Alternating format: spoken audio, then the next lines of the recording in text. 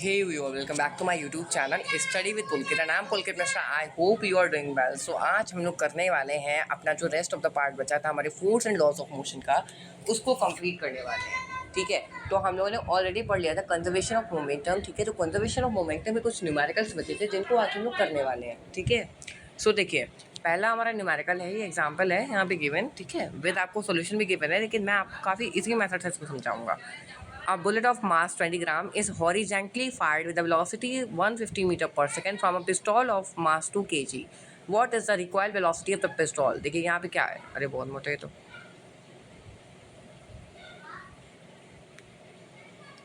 देखिए यहाँ पे क्या है कि एक गन है जिससे बुलेट निकलती है, मतलब बुलेट मतलब गोली निकलती है। ठीक है, जो गोली होती है वो निकलती है, जिसका वेट होता है 20 ग्राम। ठीक है, और इसकी स्पीड या वेलोसिटी होती है 150 मीटर पर सेकेंड। इसका वेट होता है देखिए 20 ग्राम और इसकी वेलोसिटी होती है 150 मीटर पर सेकेंड। ठीक है, ये एक पिस्टल से निकलती है, मतलब एक गन से निकलती है जिसका मास होता है 2 kg। ठीक है, तो अब हमें बताना है कि रिकॉइल वेलोसिटी कैसे कितनी होगी आखिर में गन की। सबसे पहले समझने की बात यह है कि आखिर में रिकॉइल क्या होता है। ठीक है, रिकॉइल वेलोसिटी क्या होता है। रिकॉइल का एक तरीके से मतलब हम कह सकते हैं, जब हम गन चलाते हैं, ये मान लो गन है। ठीक है, ये गन है। ठीक है, अब गन को हम लोगों ने जब फायर करा तो इससे गोली निकलेगी आगे के लिए। अब जब गोली आगे के लिए निकलेगी तो हम लोग जानते हैं अपने थर्ड लॉ ऑफ मोशन से, to an every action there is an equal and opposite reaction. ठीक है, अपोजिट रिएक्शन होता है कोई भी अगर एक्शन होता है। अभी गन को आगे मतलब गोली को आगे ले जाने के लिए कोई ना कोई फोर्स अप्लाई हुआ तो गन जो उसकी बुलेट होगी ना, तो बुलेट भी थोड़ा बहुत रिएक्शन करेगी ना, तो पीछे की तरफ आप देखेंगे थोड़ी बहुत ही जो गन होगी वो हिलेगी, ज़्यादा नहीं हिलेगी लेकिन थोड़ी हिलेगी। ठीक है, अब बात आती है कि जो गोली थी वो तो इतनी दूर गई। ठीक है, तो उसी हिसाब का रिएक्शन होना चाहिए था भाई, अपोजिट तो होता है लेकिन इक्वल होता है, तो इक्वल क्यों नहीं हुआ? क्योंकि गन का मास ज़्यादा है, तो इतने मास ने इतने ही वेलोसिटी को काफ़ी कम टाइम पर कर लिया था। ठीक है, अब देखो यहाँ पर फर्स्ट ऑफ ऑल दो ऑब्जेक्ट की बात करी जा रही है, एक बुलेट की एक गन की। ठीक है, बुलेट जो है गन से निकली है, दो ऑब्जेक्ट की बात करी जा रही है, उनके दोनों के मास और वेलोसिटी की बात करी जा रही है। ठीक है, मास और वेलोसिटी की बात करी जा रही है। तो जहाँ पर भी दो ऑब्जेक्ट हैं जिनके मास और वेलोसिटी की बात करी जाती है और जहाँ पर भी रिकॉइल होता है या फिर जहाँ पर भी कोलाइड होता है, तो वहाँ पर हम लोग मोमेंटम का जो फॉर्मूला होता है, ठीक है, कंजर्वेशन ऑफ मोमेंटम का फॉर्मूला अप्लाई करते हैं। अब यहाँ पर क्या है कि रिकॉइल वेलोसिटी कितनी होगी गन की। देखो, जब तक गन जो थी, ठीक है, ये गन है।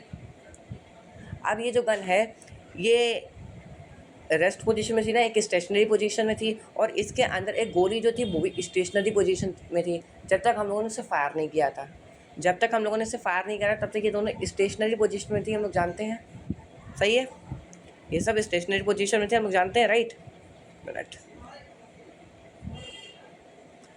तो इससे हम क्या कह सकते हैं कि दोनों की जो इनिशियल वेलोसिटी होगी वो जीरो होगी।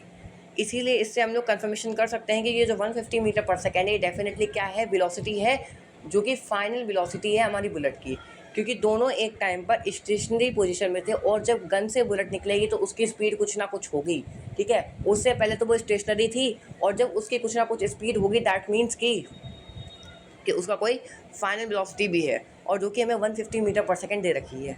ठीक है, निकालना क्या है, इसका भी मास हमें गिवन है पिस्टल का, लेकिन इसका वेलोसिटी हमें गिवन नहीं है। इतना पता है कि पहले तो इनिशियल वेलोसिटी इन दोनों की सेम है, 0 है, लेकिन आखिर में फाइनल वेलोसिटी कितनी होगी हमारी गन की, ये निकालना है। तो हम law of conservation of momentum का फॉर्मूला लगाएंगे जिससे हमारा आंसर आ जाएगा। देखो, विच इज़ m1, मतलब इसका फॉर्मूला होता है before collision equals to after collision. ठीक है, sum of before collision equals to, ठीक है, sum of two objects before collision equals to sum of two objects after collision. ठीक है, सो m1 u1 plus m2 u2 equals to, ठीक है, equals to, यहाँ पे लिख देता हूँ m2 b2 b1, sorry m2 b1 m2 b2। ये m का मतलब मास है, u का मतलब इनिशियल वेलोसिटी है, m का मतलब मास है, ठीक है, और v का मतलब फाइनल वेलोसिटी है। तो देखिए m कितना में गिवन है, पहले में 20 ग्राम गिवन है। ठीक है, हम लोग किसी का भी m पहले ले सकते हैं। ठीक है, तो पहले हम लोग बुलेट का मास लेते हैं, 20 ग्राम गिवन है। आप जानते हैं ये मास की जो SI यूनिट होती है which is SI unit of mass is kilogram, ठीक है। So we have to convert this 20 gram into kilogram. So we know that 1 kilogram equals to 1000 gram and 1 gram equals to 1/1000 kilograms, ठीक है। So when we put this formula we get 0.02, right? 0.02 because there are three zeros, okay, in denominator, and we know when the 3 zeros are in the denominator we have to put before the 3 before we have to put the decimal before 3 numbers, ठीक है। तो हमें क्या करना है कि 3 number से पहले बेसिकली डेसिमल को प्रोवाइड करना है, मतलब सॉरी पुट करना है, ओके, यहाँ पे, ठीक है। सो देखो 0.02 is our in kilogram is the mass of the bullet, ठीक है। तो m1 कितना हो गया 0.02, u1 मैं बताया था स्टेशनरी पोजीशन में है तो इनका u होगा 0, m2 देखो m2 हमारा 2 kg में पिस्टॉल का है, kg में राइट है 2 और u2 भी 0 है। किसी की भी मल्टीप्लिकेशन 0 से करते हैं वो 0 आता है, डायरेक्ट लिख सकते हैं ना इसे 0 प्लस 0 ही तो होता है, डायरेक्ट इसको 0 लिख दो, ठीक है। बिफोर कोलिजन हमारा कितना गिवन है 0, ठीक है, इक्वल्स टू, अब ये आफ्टर कोलिजन कर लो, m2 कितना, m1 कितना गिवन है, एक सेकेंड मैं फिर से लिखता हूँ यहाँ पे, देखो आफ्टर कोलिजन है m1 b1 plus m2 b2, m1 कितना गिवन है 0.02 ले लो, 0.02 इंटू v1 कितना गिवन है विच इज़ 150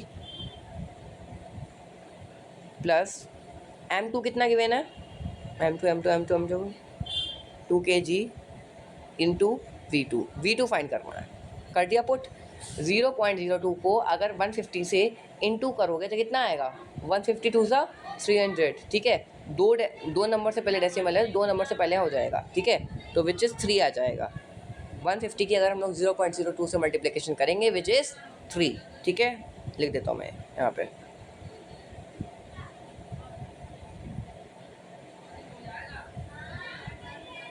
थ्री प्लस और वो 2 था ना यहाँ पे 2b2, ठीक है, इसको इंटू कर दिया।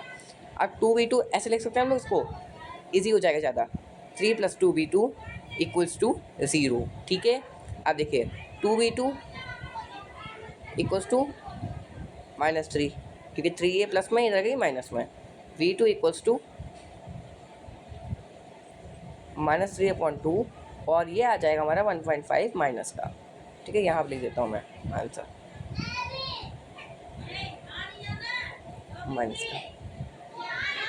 माइनस का 1.5 हमारा आंसर आ जाएगा, ठीक है। ये हमारा फर्स्ट न्यूमेरिकल जिसको हम लोगों ने कंफर्म कर लिया,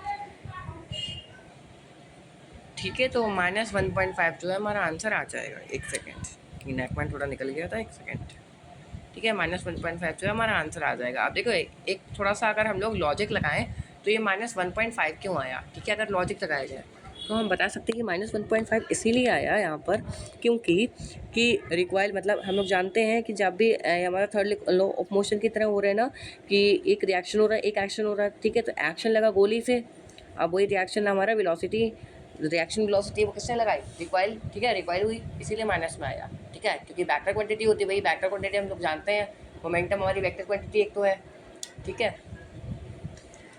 अब देखो और हाँ इजी था वैसे काफ़ी है, गिव मी अ सेकेंड। तो देखो नेक्स्ट क्वेश्चन क्या है, a girl of mass 40 kg, एक सेकेंड, ये देखो, a girl of mass 40 kg jumps with a horizontal velocity of 5 meters per second onto a stationary cart with frictionless wheel and the mass of the cart is 3 kg. What is her velocity as the cart starts moving? Assume that there is no external unbalanced force working in the horizontal direction. यहाँ पे क्या कहा गया है कि एक girl है जिसका मास है 40 kg, ठीक है, और जो कि एक वेलोसिटी से मूव कर रही है, 5 मीटर पर सेकेंड की वेलोसिटी से मूव कर रही है एक स्टेशनरी कार्ट पर, ठीक है। वो आई, ठीक है, वो एक स्टेशनरी कार्ट के ऊपर आई, ठीक है। The mass of the cart is 3 kilogram, उसका जो मास है वो 3 किलोग्राम है स्टेशनरी कार्ट का। And what is her velocity, तो यहाँ पे पूछा गया इसकी फाइनल वेलोसिटी क्या होगी गर्ल की, ठीक है। जैसे ही वो जब कार्ट मूव करने लगा तो फाइनल वेलोसिटी कब कैसी होगी, ठीक है। Assume that there is no external unbalanced force, यहाँ पर भी कोई अनबैलेंस्ड फोर्स हॉरिजॉन्टल डायरेक्शन में, ये वाली डायरेक्शन में नहीं मूव हो रहा है। देखो इसको पहले हम लोग फिगर से समझते हैं। ये देखो, ये एक गर्ल है जो कि मूव कर रही है, ठीक है। तो इसका मास है 40 kg, ठीक है, और 5 मीटर पर सेकेंड की वेलोसिटी से ये मूव कर रही है, ठीक है। तो इनिशियल वेलोसिटी होगी ना, क्योंकि यहाँ पे हमें इनिशियल वेलोसिटी यही दे रखी है, और हमसे फाइनल वेलोसिटी पूछी। ये 3 kg का देखिए एक कार्ट है जो कि एक स्टेशनरी पोजीशन में, मतलब इसकी इनिशियल वेलोसिटी 0 हो गई। आगे देखो, अब जैसे ही ये गर्ल जो है इस स्केट्स पे आती है, इसके ऊपर आती है, तो हमसे पूछा गया इन दोनों, अब देखो ये गर्ल भी हो गई यहाँ पे, ठीक है, ये गर्ल यहाँ पर हो गई, और जब ये इसके ऊपर बैठ गई तो इन दोनों का मास सेम ही तो हो जाएगा। जब इन दोनों का मास सेम हो जाएगा तो एक ही वेलोसिटी से ये मूव भी करेंगे, क्योंकि स्केट्स के ऊपर ये गर्ल भी है, ठीक है। तो हमसे इन दोनों की, वैसे तो हमसे गर्ल की बेसिकली में क्या पूछी गई है, फाइनल वेलोसिटी पूछी गई है। लेकिन जब गर्ल इसके ऊपर है और ये पहले एकदम 0 पे था, ठीक है, इसकी इनिशियल वेलोसिटी जो कार्ट की थी वो 0 थी, तो अब इन दोनों, मतलब जब गर्ल इसके ऊपर खड़ी है तो जो वेलोसिटी फाइनल वेलोसिटी गर्ल की होगी वही फाइनल वेलोसिटी होगी आपके स्केट्स की। वैसे हमसे गर्ल के बारे में पूछा गया है, ठीक है। लेकिन अगर कभी आता है क्वेश्चन में कार्ट के बारे में भी यही क्वेश्चन, ठीक है, तो आप जो गर्ल की वेलोसिटी होगी वही कर सकते हैं। बहुत ईजी क्वेश्चन है ये। देखो ऊपर देखो पे यार, सबसे पहले girl of mass 40 kg, girl का मास कितना 40 kg, ठीक है। यहाँ पे मैं गर्ल लिख लेता हूँ 40, ठीक है, 5 मीटर पर सेकेंड, ठीक है, 3 kg। अब देखो स्केट्स लिख देता हूँ मैं, कार्ट स्केट्स कुछ भी लिख लो आप, चलो मैं कार्ट ही लिख देता हूँ, तो मैंने कन्फ्यूज हो जाओगे खाली मूली में 3 kg, ठीक है। क्या पूछा है,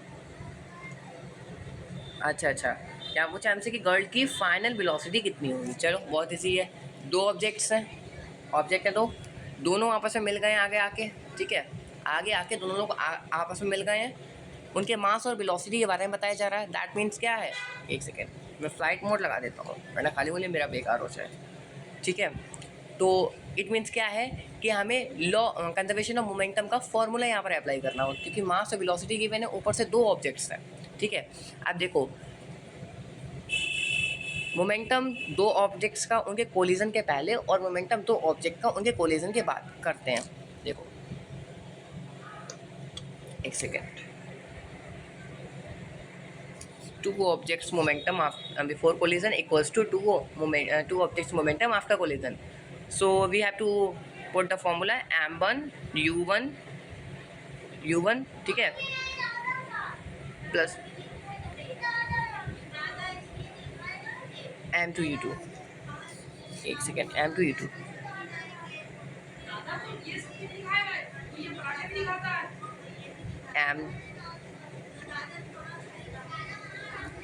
m1 v1 plus m2 v2, m1 v1 plus m2 v2, ठीक है। ये है m1 u1 m2 u2, ठीक है, m1 v1 plus m2 v2, ठीक है।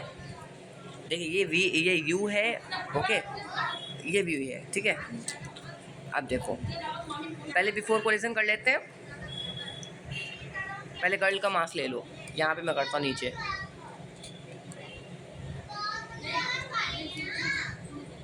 फोर्टी इंटू 5, इसकी ये वेट है, गर्ल का मास है 40 और 5 की क्या है, उसकी वेलोसिटी है, ठीक है।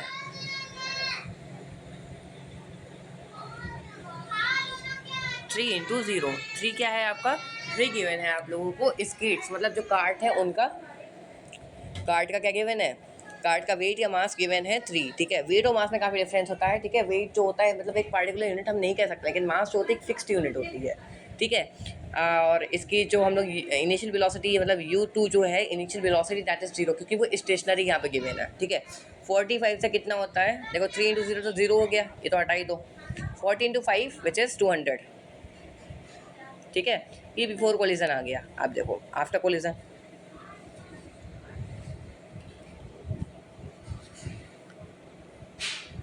m1v1 प्लस m2v2, ठीक है। m1 कितना 40, यहाँ ले लो,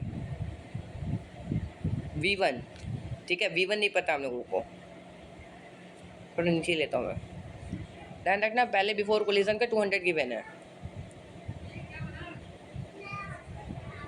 40 v1 नहीं पता,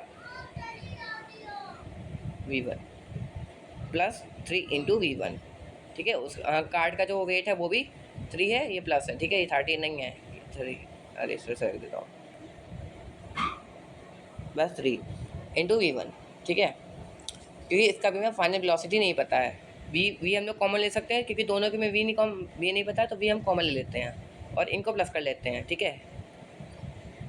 दोनों का हम लोगों को फाइनल वेलोसिटी नहीं पता, इसलिए हम लोग वी कॉमन ले लेते हैं, 40 प्लस 3 वी कॉमन ले लो, 43 प्लस वी हो गया, ठीक है, ये हो गया हमारा 43, एक सेकेंड फिर से रखता हूँ, 43 बी, ये हमारा हो गया, ठीक है। ये हमारा आफ्टर कोलिजन आया, बस पुट कर दो, before collision equals to after collision, ठीक है, ओके। और इधर से हम कह सकते हैं, अरे यार क्या कर रहा हूँ, ठीक है, कि v equals to 200 upon 43, answer हमारा कितना आ जाएगा, 4.65 आ जाएगा आंसर, इसको डिवाइड करेंगे, ठीक है, 4.65 आंसर आ जाएगा। कि गर्ल की जो फाइनल वेलोसिटी हो जाएगी 65 है, ठीक है, गर्ल की जो फाइनल वेलोसिटी हो जाएगी वो 4.65 मीटर पर सेकेंड हो जाएगी। डन, चलो एक सेकेंड, इसको मैं थोड़ा देख लेता हूँ, फिर आपको बताता हूँ। So अब लास्ट बचा that is 9.8 and that is two hockey players of opposite teams while trying to hit a hockey ball on ground collide and immediately become entangled. So one has a mass of 60 kg and was moving with a velocity of 5.0 meter per second, and while the other has a mass of 55 kg and was moving faster with a velocity of 6 meter per second towards the first players. In which direction and where what velocity will they move after they become entangled? Assume that the frictional force acting between the feet of the two players and ground is negligible. देखो, after seeing that, I know that you will feel that the question is very hard, but it's not too hard. If you understand the language of that, it will not become very hard. So here there are two hockey players, ठीक है, and both of the mass have 60 kg, okay, this player have mass 60 kg and this players have mass 55 kg, ठीक है, and the velocity of this green player is the velocity of this green player is 5 meter per second, and the velocity of this blue player is 6 meter per second. So we have to take the 6 meter per second in minus way, because we know that in a vector quantity there is one positive and one is negative, okay. So here we have to take the green player as a positive 5 meter per second, or you can also take the green player as a negative. So what we are doing here, we have to put the formula of conservation of momentum, which is m1 u1 plus m2 u2 equals to m1 v1 equals to plus m2 v2, okay. So here listen, m1 plus m1 v1 u1 plus m2 u2, ठीक है। सो ये जो है ये पहला momentum मतलब before collision momentum के बारे में लिखा हुआ, और जो दूसरा लिखेंगे वो लिखेंगे m1 v1 plus m2 and v2, okay. अब देखो m1, पहले एक इस प्लेयर की बात कर लेते हैं, तो इसका जो मोमेंटम होगा इसको मैं मिटा देता हूँ, एक मिनट। बिफोर कोलिजन में इस प्लेयर का जो मोमेंटम जो उसका मास है वो है 60 kg, ठीक है। इसकी जो वेलोसिटी है वो 5 है, प्लस इसका जो वेट है वो 55 है, और इसकी जो वेलोसिटी है वो 6 मीटर पर सेकेंड है, लेकिन ये इधर को मूव कर रहा है और ये इधर को मूव कर रहा है। तो हम जानते हैं कि एक की जो हम लोग वेलोसिटी है वो नेगेटिव में लेते हैं, ठीक है। अगर वो डायरेक्शन में मूव करते हैं तो एक की जो वेलोसिटी है हम नेगेटिव में लेते हैं, हम लोग वेक्टर क्वांटिटी में भी पढ़ा है। तो इसकी जो हम लोग वेलोसिटी है वो हम लोग लेंगे नेगेटिव में, -6, ठीक है। ये तो बता चुका हूँ मैं आपको, अभी मैं इसको इरेज कर देता हूँ। 60 × 5 which is equals to 300, right, and 55 × 6 equals to -330. Okay, so when we raise when we subtract 330 from 300 we get 30, -30. Okay, we get -30. 1 minute.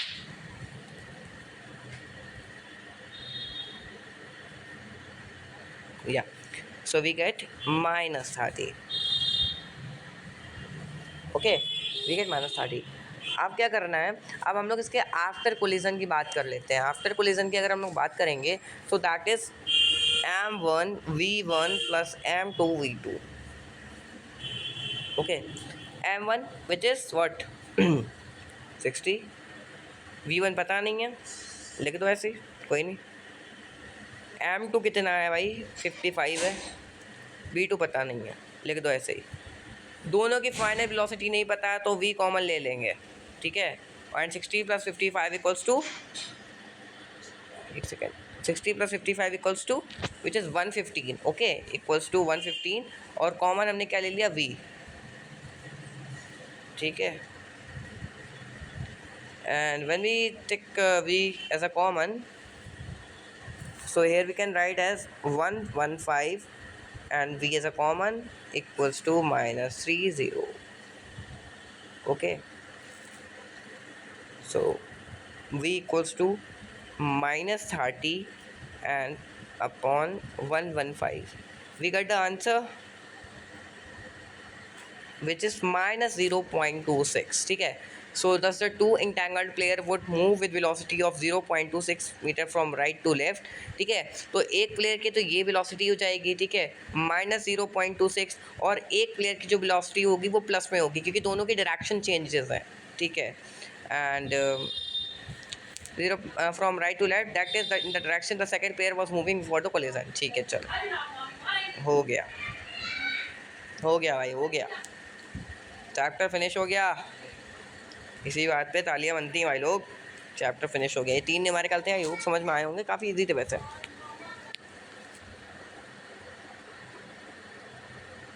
देखो ये क्वेश्चंस इजी हैं वैसे। If action is always equals to the reaction, explain how a horse can pull a cart. देखिए third law of motion में पढ़ा था that to an reaction that is an equal and opposite reaction, ठीक है। तो आखिर में यहाँ पे पूछा कि एक हॉर्स जो है वो आखिर में कार्ट को कैसे खींचता है। तो यहाँ पे काफ़ी इजी वे में हम समझ सकते हैं। जब वो कार्ट को खींचता है तो वो उसके जो पैर होते हैं हॉर्स के, तो वो उसे बैकवर्ड फोर्स लगाता है ज़मीन की तरफ। ज़मीन उसको एज अ अपोजिट और बिल्कुल ही अपोजिट फोर्स तो लगाती है, लेकिन बिल्कुल इक्वल फोर्स लगाती है अपवर्ड डायरेक्शन में, जिससे वो मूव कर पाता है। बता मैं चुका हूँ कि हम लोग चलते कैसे हैं, उसी के लिए, ठीक है। Explain why is it difficult for a fireman to hold a horse which ejects large amount of water at high velocity. काफ़ी ईजी है, आराम से कर सकते हो ये। So from a rifle of mass 4 kg, a bullet of mass, ये भी कर सकते हो, इजी सब इजी है, ठीक है, कर लेना। बहुत बता दिया मैंने, काफ़ी कुछ बता दिया, खुद करो, ठीक है। इजी क्वेश्चन से देख सकते हो, 2 objects of mass 100 gram and 200 gram are moving along the same line, ठीक है। एक लाइन है जिस पे 2 ऑब्जेक्ट्स मूव कर रहे हैं, ठीक है। And direction with velocity of 2 metre per second and 1 metre per second. एक की वेलोसिटी 2 मीटर पर सेकंड है, एक की वेलोसिटी 1 मीटर पर सेकंड है। चलो आगे क्या लिखा है, respectively they collide and after the collision, ये दोनों मिल जाते हैं एक दूसरे में, और इनके कोलिजन के बाद the first object moves at a velocity of 1.67 metre per second. जो फर्स्ट ऑब्जेक्ट होता है उसकी जो फाइनल वेलोसिटी हो जाती है 1.67 मीटर पर सेकंड हो जाती है। तो आखिर में मैं सेकंड ऑब्जेक्ट की वेलोसिटी निकालने काफ़ी ईजी कर लोगे आराम से। चलो वैसे अब तो कुछ नहीं रह गया है, अब कुछ नहीं रह गया है, आराम से हो सकता है तुम लोगों का सब। ये न्यूमेरिकल है, काफ़ी ईजी न्यूमेरिकल्स है, बहुत ज़्यादा ईजी है, ठीक है। ऐसा अपनी डेली लाइफ में समझना। और देखो फिजिक्स को अपने डेली लाइफ से अगर कनेक्ट करोगे तो physics is very easy for you all, ठीक है। मान सकते हो मैथ्स थोड़ी टफ लगती है, ठीक है, मैथ्स मुझे भी थोड़ी टफ लगती है, but it's not at all. अगर उसको भी हम लोग को एक तरीके से समझेंगे तो इट बिकम्स ऑलवेज इजी, ठीक है। चलो, thank you for watching my video and bye bye, have a nice day.